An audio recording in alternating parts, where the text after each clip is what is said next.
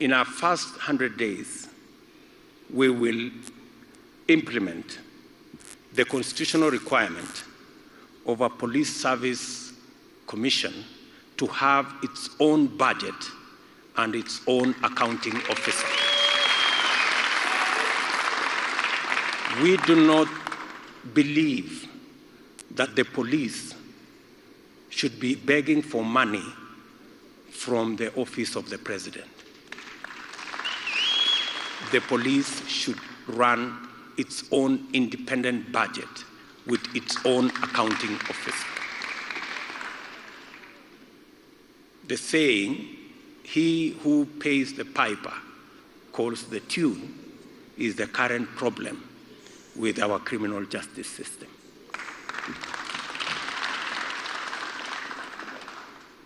We are also going to operationalize on our first day in office the Judiciary Fund, and as established by the Constitution. We believe the judiciary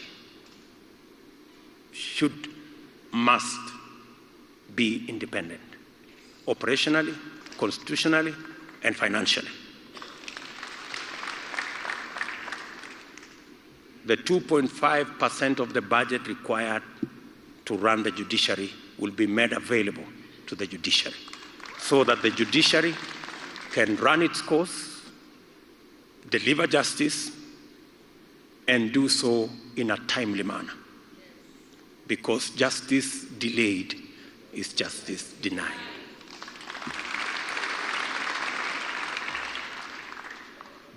Kenya Kwanza will end all unauthorized evictions and property demolitions.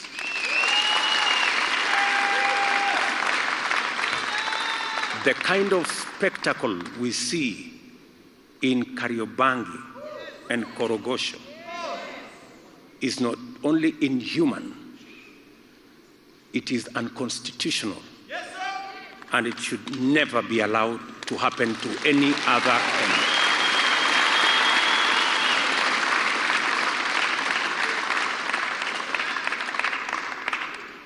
Kenya Kwanza will end ethnic profiling in the issuance of identity documents. And we will specifically establish an administrative appeal tribunal to ensure a fair and transparent process in the registration of persons with clear appeal procedure of not more than 14 days if a person is denied registration.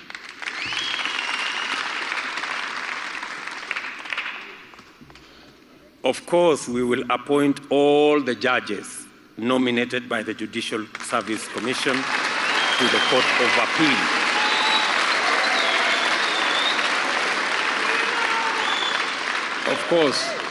Of course we will. And we will do it within 7 days.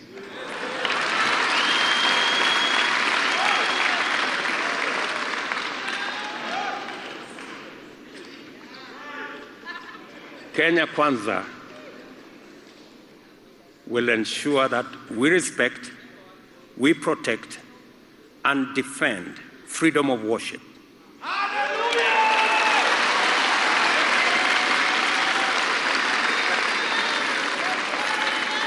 We will lift the existing moratorium on registration of new religious organizations and expedite the registration processes.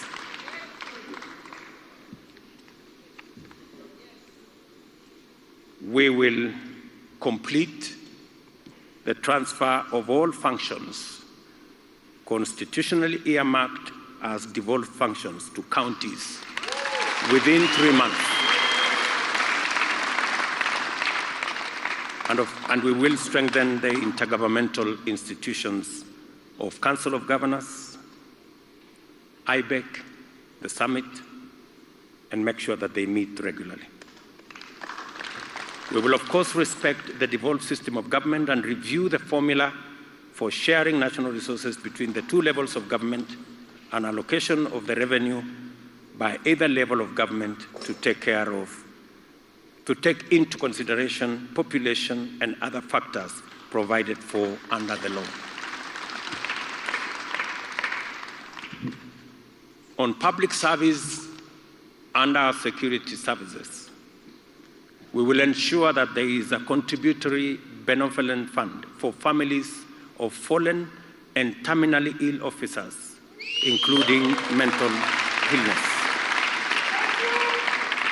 We will harmonize affordable housing mortgages similar to that of the judiciary and parliament to be available for our public service and the police.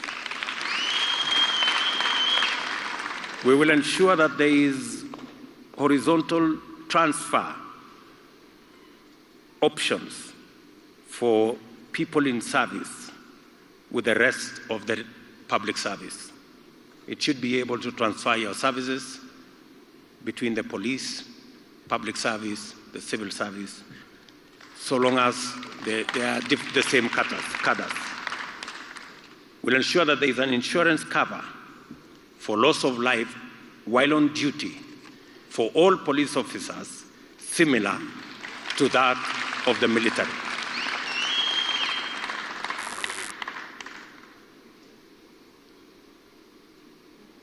Security sector reform is good for everyone, and police reform efforts must not be wound back.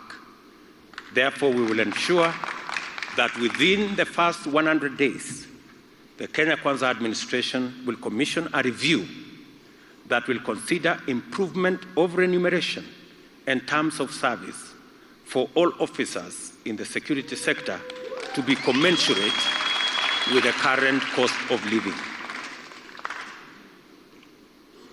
And finally, we will deploy robust, creative, and engaging foreign exchange policy to raise Kenya's profile as a regional anchor state and amplify our partnership with the rest of the world, including Africa, USA, China, Europe, United Kingdom, India, among other partners.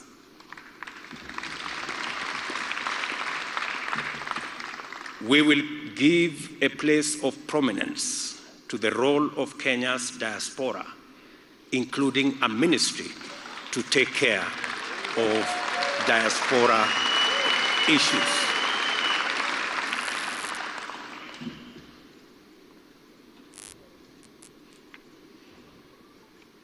Kenyans are rightfully skeptical of lofty promises and seemingly well-crafted plans that never get implemented.